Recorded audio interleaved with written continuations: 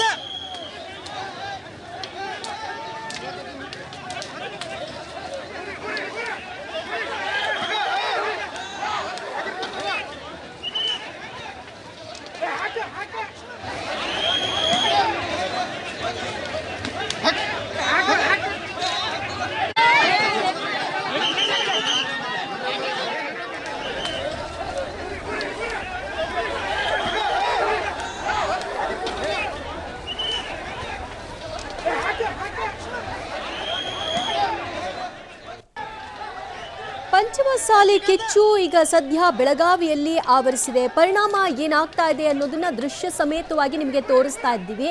ಪ್ರತಿಭಟನಾಕಾರರು ದೊಡ್ಡ ಸಂಖ್ಯೆಯಲ್ಲೇ ಜಮಾವಣೆಗೊಳ್ತಾ ಇದ್ದು ಪೊಲೀಸರು ಅವರನ್ನ ತಡೆಯುವಂತಹ ಪ್ರಯತ್ನವನ್ನು ನಡೆಸ್ತಾ ಇದ್ದಾರೆ. ಅವರು ಶಾಂತಿಯುತವಾಗಿ ಎಲ್ಲೋ ಒಂದ್ ಕಡೆ ಕುಳಿತು ಪ್ರತಿಭಟನೆಯನ್ನು ನಡೆಸಿದ್ರೆ ಬಹುಶಃ ಈ ಸ್ವರೂಪವನ್ನ ಪಡ್ಕೊಳ್ತಿರ್ಲಿಲ್ಲ ಅನ್ಸುತ್ತೆ. ಆದ್ರೆ ಅವರು ವಿಧಾನಸೌಧ ಮುತ್ತಿಗೆಗೆ ಪ್ರಯತ್ನವನ್ನ ನಡೆಸಿದ್ರು. ಈ ಹೊತ್ತಿನಲ್ಲಿ ಪೊಲೀಸರು ಅವರನ್ನ ತಡೆಯೋದಕ್ಕೆ ಲಾಠಿ ಪ್ರಹಾರವನ್ನು ಕೂಡ ನಡೆಸಿದ್ದಾರೆ. ಈ ಸಂದರ್ಭದಲ್ಲಿ ಓರ್ವ ಪ್ರತಿಭಟನಾಕಾರರಿಗೆ ಅಸ್ವಸ್ಥರಾಗಿದ್ದಾರೆ. ಇನ್ನುಳಿದಂತೆ ಪ್ರತಿಭಟನಾಕಾರರು ಬ್ಯಾರಿಕೇಡ್ಗಳನ್ನು ತಳ್ಳಿ ಅದರ ಮೇಲೆಲ್ಲ ನುಗ್ಕೊಂಡು ಹೋಗಿ ಪೊಲೀಸರ ಜೊತೆಗೆ ವಾಗ್ವಾದವನ್ನು ನಡೆಸುವಂತಹ ಪರಿಸ್ಥಿತಿ. ಪೊಲೀಸರು ಅವ್ರನ್ನ ಕಂಟ್ರೋಲ್ ಮಾಡಲಿಕ್ಕೆ ಪ್ರಯತ್ನ ನಡೆಸ್ತಾ ಇರುವಂತಹ ಒಂದು ದೃಶ್ಯ, ಮಗದೊಂದು ಕಡೆಯಲ್ಲಿ ಲಾಠಿ ಚಾರ್ಜ್ ಮಾಡ್ತಾ ಇರುವಂತಹ ದೃಶ್ಯ.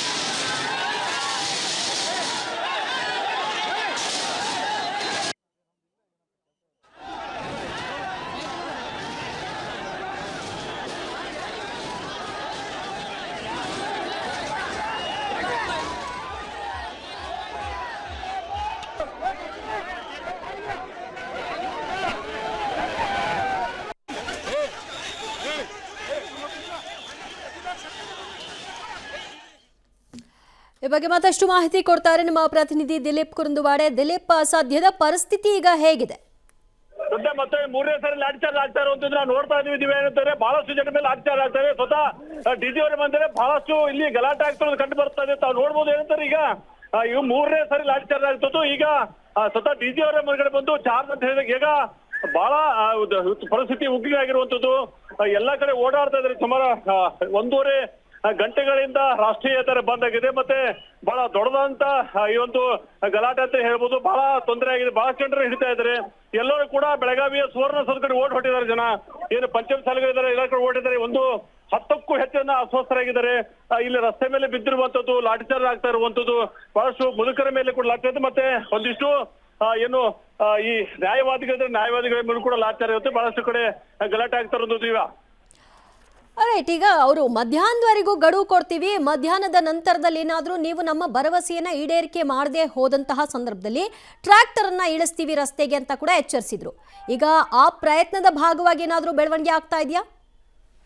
ಇಲ್ಲ, ಏನು ಅಂತಂದ್ರೆ 3 ಜನ ಏನು ಸಚಿವರು ಬಂದಿದ್ರು. ಸಚಿವರನ್ನ ಮನವಿಯನ್ನ ತಗೊಂಡು ಮುಖ್ಯಮಂತ್ರಿಗೆ ಹೇಳ್ತು ಅಂತ ಹೇಳಿದ್ರು. ಅಲ್ಲಿ ಏನು ಒಂದು ಕರೆಯನ್ನು ನೀಡಲಾಗಿತ್ತು. ಏನು ಸುವರ್ಣ ವಿಧಾನಸೌಧ ಮುಂದೆ ಚೆನ್ನಮ್ಮನ ಮೂರ್ತಿ ಏನಿದೆ, ಆ ಚೆನ್ನಮ್ಮನ ಮೂರ್ತಿಗೆ ನಾವು ಹೋಗ್ತೀವಿ ಅಂತ ಹೇಳಿ ಶ್ರೀಗಳನ್ನು ಅನೌನ್ಸ್ ಮಾಡಿದ್ರು. ಅನೌನ್ಸ್ ಮಾಡಿದ್ರೆ ಸುಮಾರು 1000ಕ್ಕೂ ಹೆಚ್ಚು ಜನ ಓಡಿ ಬಂದು ಬೆಳಗಾವಿಯ ರಾಷ್ಟ್ರೀಯ ಹೆದ್ದಾರಿಯಲ್ಲಿ ಒಂದು ಪ್ರತಿಭಟನೆ ಆಗ್ತಾರೋ. ಈ ಪ್ರತಿಭಟನೆ ಹತ್ತಿಗ್ಲಿಕ್ಕೆ ಬಹಳಷ್ಟು ಕಡೆ ಏನಾಗಿತ್ತು ಅಂತಂದ್ರೆ ಲಾಠಿ ಚಾರ್ಜ್ ಮಾಡಿರುವಂತ ಕಡೆಗೆ ಈಗ ನಮಗೆ ನೋಡ್ತಾ ಇರೋ ಏನಂತ ದೃಶ್ಯ ಈಗಲೂ ಕೂಡ ಲಾಠಿ ಚಾರ್ಜ್ ಆಗ್ತಾ ಇದೆ. ಎಡಿಜಿ L&O ಮತ್ತೆ ಡಿಜಿ ಅವರು ಸಂಪೂರ್ಣವಾಗಿ ಇಲ್ಲಿ ಬಂದಿದ್ದಾರೆ. ಮತ್ತೆ ಬಹಳಷ್ಟು ಜನ ಈಗ ಪೊಲೀಸರು ಕೂಡ ಬಂದಿರುವಂತದ್ದು. ಇವರು ಕಂಟ್ರೋಲ್ಗೆ ಇನ್ನೂ ಬರ್ತಾ ಇಲ್ಲ. ಯಾಕಂದ್ರೆ ಇನ್ನೂ ರಾಷ್ಟ್ರೀಯ ಹೆದ್ದಾರಿ ಮೇಲೆ ಸುಮಾರು 7-8 ಸಾವಿರಕ್ಕೂ ಹೆಚ್ಚು ಜನ ಕೂತ್ಕೊಂಡಿರುವಂತದ್ದು.